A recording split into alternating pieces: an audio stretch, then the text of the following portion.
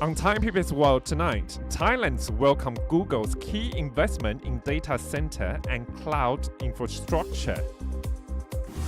Floods in 33 provinces caused damage estimated at 30 billion baht. Thai Airways creditors to meet in November to discuss capital restructuring.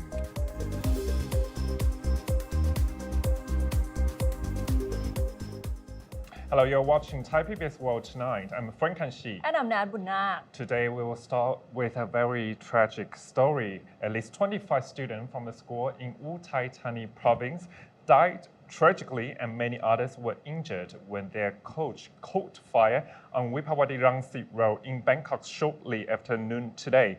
Initial reports indicate that the double-deck coach carrying 38 students and 6 teachers was on its way for a sightseeing trip in Bangkok. Witnesses reported seeing an explosion at the back of the coach, followed by the fire. So Ned, of course, you can see on the screen right now, this is a very tragic scene. Of course, firefighter right now is on the scene, and we see maybe some officials, government officials will be there too. Ned, I think you have the update right now. What's that? And what we know so far about this tragic incident was that 25 people, that includes 22 school children and 3 teachers, are believed to have been killed in this coach, which caught fire on the inbound Vipawadi Rangsit Highway in Bangkok. So far, the Interior Minister Anutin Chanvirakul was ordered by Prime Minister Pathongchan Shinawatra to travel to the scene of the tragic incident. It has also been reported that Prime Minister Pathongchan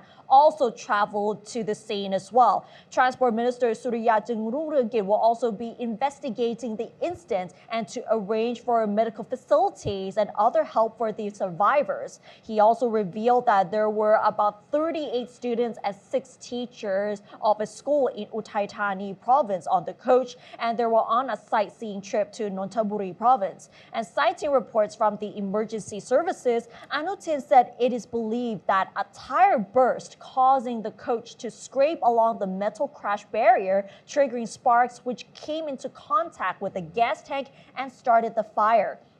Anutin said that 16 students and the other 3 teachers were rescued from the scene. Some of them were also injured and were rushed to the hospital. Police said that it appears that a rear wheel of the middle coach exploded, causing it to skid and crash into a roadside barrier before catching fire. Meanwhile, the school issued a statement on Facebook advising parents of the students to contact the school for information about their children. So this is a developing story. So whenever there are updates, we will keep you posted on our social media as to how the story developed and whether the death toll will increase. No matter what the reason is, this is a very unfortunate accident for those students and teachers on board. I think there are some concerns over, of course, what's the standard of the coach and what's the safety measures there. And maybe the education system can help for students and also adults to understand when this type of fire happen on a coach, what we could do. But right now, it's still the developing story at this moment, and we will have more updates on our social media platforms. Right. Let's turn the page to Google. I think, of course, Google confirmed to invest data center and cloud region in Thailand already because they will invest $1 billion to build its data center and cloud service in the country. The firm stated that the investment will meet growing cloud demand and support artificial intelligence adoption in Southeast Asia. According to a study of the project by Deloitte, the investment is expected to create an average of 14,000 jobs annually until 2029. In May, Microsoft announced that it would launch its first regional data center in Thailand as part of its efforts to enhance cloud services. It said that Google's cloud and data center infrastructure in Bangkok and Chonburi will help meet the increasing demand for Google Cloud capabilities and AI innovations, as well as the company's popular digital services such as Search, Maps, and Google Workspace. The data center will be located in an industrial estate in Chonburi. while the Google Cloud region will include hardware and software dedicated to providing services to both private and public sector entities, will be situated in the capital, Bangkok. Prime Minister Paetongtarn Shinawatra noted that Google's investment was perfectly aligned with the country's cloud-first policy. Paetongtarn thanked Google for its trust in Thailand's potential to support its business, stating that her government would do its utmost to create a favorable and conducive environment for Google's operations. And this is what Paetongtarn Shinawatra said. Strengthening the digital economy is one of the key priorities of driving Thailand's transformation. My government aims to empower every Thai citizen with the digital literacy needed to boost self-improvement, productivity, and innovation, thereby reducing inequalities and providing greater opportunities for all. Thailand not only offers resilient digital infrastructure and stable utilities, but also upholds technological neutrality. Our continuous growth in digital demand is well supported by an extensive 5G network and digitally active population. The collaboration reflects Google's confidence in Thailand and highlights the readiness of our robust digital infrastructure and skilled workforce. Meanwhile, Ruth Porat, the president and CIO, Chief Investment Officer of Alphabet and Google, added that Google's investment is expected to contribute approximately $4 billion to Thailand's GDP by 2029. As you heard the Prime Minister so eloquently discuss, it remains a priority for her to strengthen the digital economy and ensure that every Thai citizen is empowered with digital literacy. And that is a commitment that at Google we strongly share. It has guided our work for many, many years now to ensure that every Thai citizen has the opportunity to thrive in the digital age. And already, Thailand's digital economy has become the second largest and the second fastest growing in Southeast Asia. At Google, we are so proud to be contributing to that success and committed to building on it, and that is with AI. So, of course, Paetongtarn Shinawatra, the Prime Minister, talked about this is the continuous efforts from the previous Prime Minister, Srettha Thavisin, and to attract all those foreign direct investment to Thailand, and the digitalization in Thailand, of course, boost this opportunity in Thailand too. It's interesting how Paetongtarn mentioned that Thailand not only offers resilient digital infrastructure and stable utilities, but also upholds technological neutrality, and they also have their strengths such as a 5G network and also a digitally active population. So this is really a significant investment by Google, because it actually said that it estimated the creation of jobs of about 14,000 jobs between the span of 5 years, 2025 and 2029, and also add about $4 billion to Thailand's GDP by 2029. That is a huge investment, and this will play a significant role in the Thai economy, especially the digital economy, which is what the government has been trying to emphasize. But the most interesting part, though, is why Thailand is being used as a data center. Because previously there are a few brands already, whether it's AWS, which is Amazon Web Services, and also Microsoft, that announced earlier this year that they will invest in a data center in Thailand. So there are a few strengths why Thailand is chosen as a place to develop data centers. A few strengths that some analysts have found out is that Thailand is considered a strategic location in Southeast Asia. They also have strong infrastructure, digital infrastructure, and also the regulations that allows investment from foreign countries. And one of the reasons you talk about is digital transformation, and which makes Thailand as digital connectivity. Of course, the CIO of Google already talked about that. Thailand is the second largest digital connectivity country in ASEAN. So that's why this is one of the reasons they pick Thailand as the hub of digital data center and cloud services. So we will see how this would impact Thailand's economy positively, and those so many jobs there actually they can create.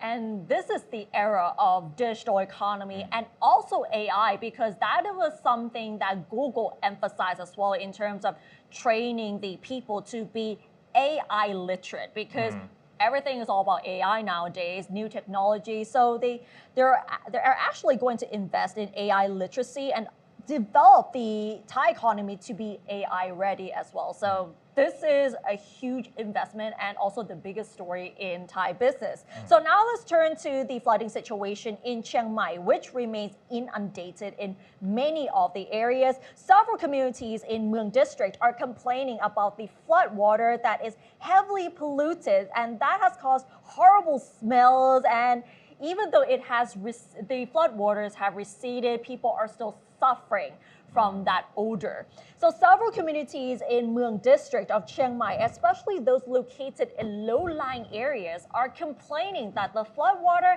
has become so polluted that it smells really bad, and it's also a threat to their health.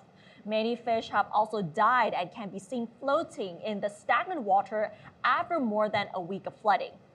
A resident in Chongpu sub-district complained that apart from having lost all her belongings in the floods, she has to wade through the polluted water every day and is now suffering from a skin rash and has had to see a doctor. She even appealed to authorities to pump the polluted water out of her community quickly.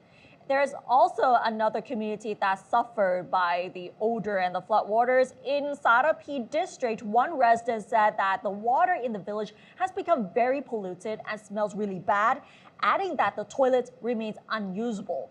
Chiang Mai governor has ordered all agencies to send manpower and equipment to drain water out of the flooded communities and to collect garbage, which may be clogging the drains.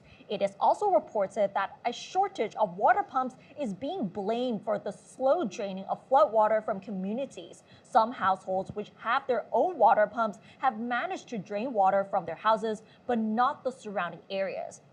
Now let's go to Mesai district of Chiang Rai. The biggest challenge now is the cleanup operation to remove the sea of mud left behind on the roads, as you're seeing right here. And many residents, particularly those living in the low-lying areas, are still unable to return to their houses even though the floodwater has already receded, because the houses and road access to them are still clogged with mud.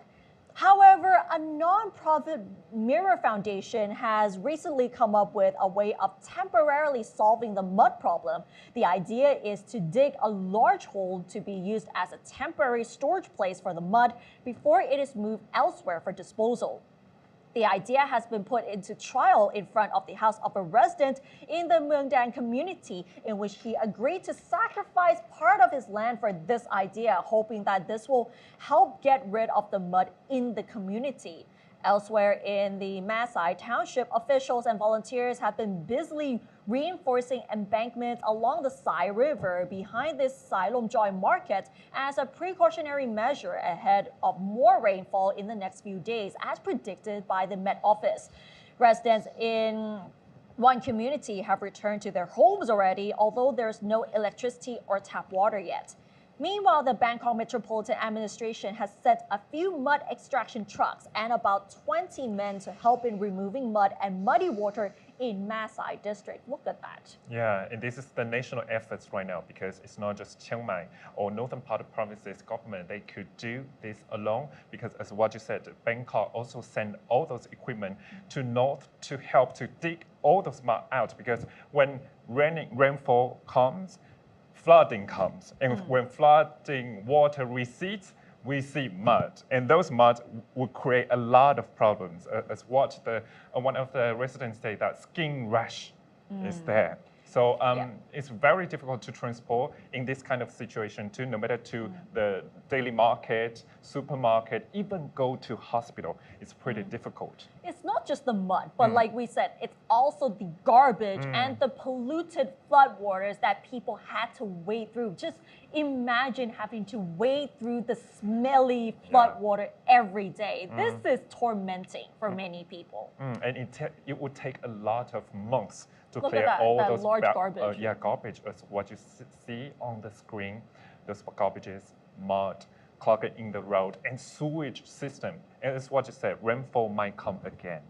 Exactly. And apart from the environmental impacts, it also affected the economy in these provinces as well. And the recent flooding in Thailand's 33 northern and northeastern provinces has caused damage to the agricultural, industrial, and service sectors, estimated at about 30 billion baht. The chairman of the Thai Chamber of Commerce, Sanan Ang Ubongun, said the cost of the damage, as estimated by the TCC and the University of the Thai Chamber of Commerce, accounts for 0.17% of the GDP.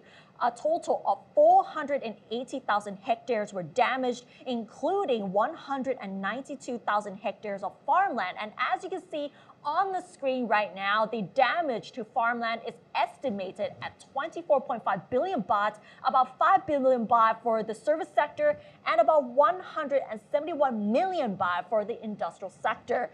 Sanan explained that the industrial sector suffered the least damage because it is well prepared to cope with the flooding. The three worst affected provinces are obviously Chiang Mai, Phayao, and Sukhothai, and it is estimated that it costs about 6.4 billion baht just for Chiang Mai only, and that's a lot.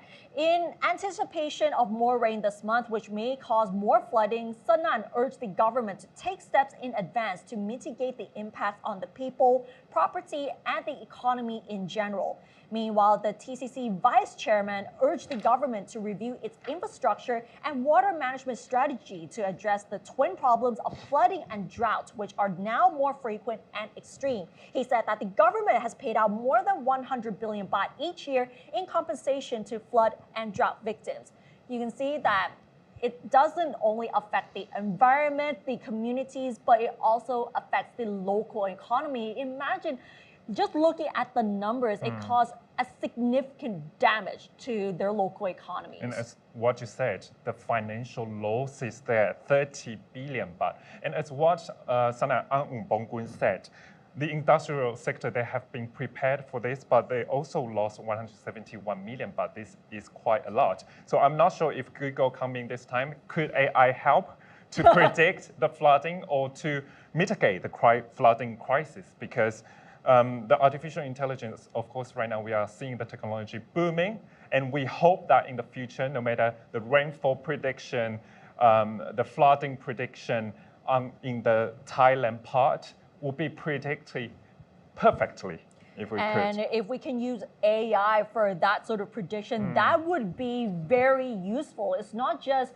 predicting the floods, the rainfall, but also in terms of other natural disasters, and that would be so helpful for the entire nation, and not just in Thailand, other countries may benefit from that as well. Yes, because of course our border linked with Laos, with Myanmar and Vietnam too. If this Google AI Center really can help us on these natural disasters, everything would be better. And of course, right now we have to head to our last story. It's about our national airline, Thai Airways. Of course, Thai Airways has been in bankrupt since COVID-19 period, but right now they are trying their best to get back to listing on the stock exchange of Thailand. The Central Bankruptcy Court has set a meeting on November 8th of creditors of Thai Airways International to discuss the airline's capital restructuring and mobilization plans as proposed to Securities and Exchange Commission and the Stock Exchange of Thailand.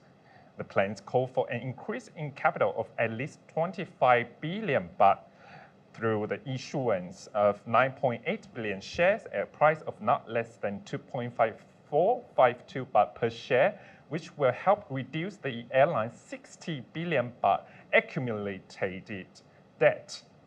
Thai CEO said that the airline had proposed to the Central Bankruptcy Court, including a reduction in the value of its registered shares as a means of reducing its debt. The CEO also said that Thai hopes to complete its capital increase plan by December and submit its financial statement in February next year, with the expectation that its financial status will be positive. There will then be a shareholders meeting tentatively in April to approve the appointment of a new board. Capital restructuring in one of 4 obligations the airline must fulfill to exit rehabilitation. The others include a capital increase to maintain earnings before interest, taxes, depreciation, and amortization of at least 20 billion baht to appoint a new committee. SET suspended trading of Thai shares in May 2021, citing the risk of delisting. So, of course, Thai Airways, as a national airline, wants to get the pride back at this moment to get listing on the SET stocks right now. But there are so many challenges to pass at this moment because, of course, there are so many debt to go through.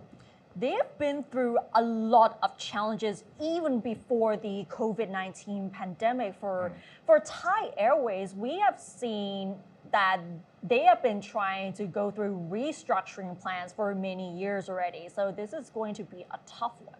And honestly, it's not just Thai Airways that suffered from the COVID-19 pandemic. Many of the airlines went through changes and restructuring plans as well, because remember when we're stuck by the pandemic, we cannot travel anywhere. So many of the airlines went through massive losses, but it was much harder for Thai Airways because they had to sell off many of their items. If we remember a few years ago, you may have came across like a warehouse sale by Thai Airways. They sold off some of their old cabin seats and even some of the items because they went through a lot of issues. And there are still many other problems that they had to face, to a point where they had to cancel certain routes from Bangkok to certain countries to save costs. And one of